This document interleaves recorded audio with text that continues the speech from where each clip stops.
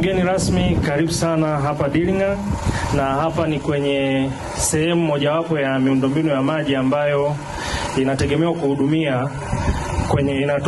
kutoa huduma kwenye hivi vijiji vya Diringa na Endamudaiga.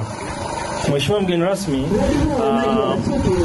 kihistoria mradi huu umepangwa kuhudumia vijiji zaidi ya hii cha Diringa na Endamudaiga, na hii ni sehemu tu ya kwanza ya ujenzi au utekelezaji wa mradi huu. Mradi huu unategemea mpaka ufike Dajameda, maeneo ya Muungano kule.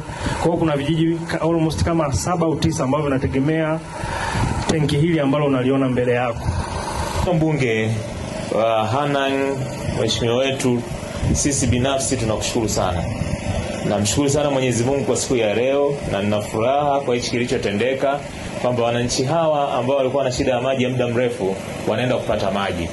Binafsi,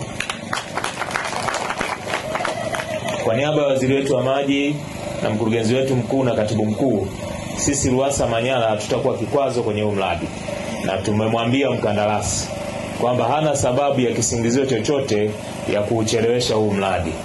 Natoa shukrani zangu za dhati Mheshimiwa mbunge wa jimbo la Hanang', Mheshimiwa diwani kata ya Basutu, kwa ujumla na wananchi wote walioshiriki katika tukio hilo.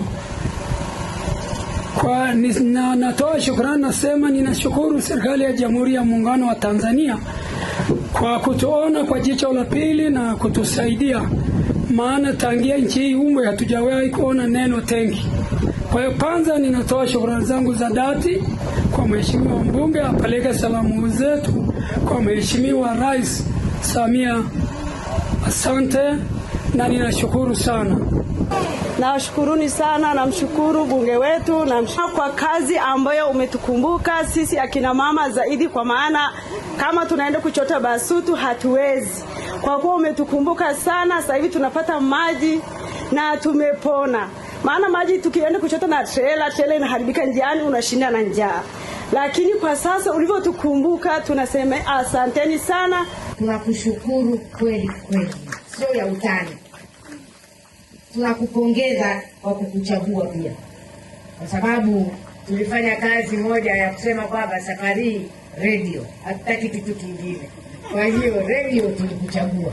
Ukweli kura ulizopata hapa Diringa, ulizopata Endamudaiga, utaamini kwamba hawa watu wamefanya kazi, na ninashukuru kwamba una shukrani sana kwa Mwenyezi Mungu pia.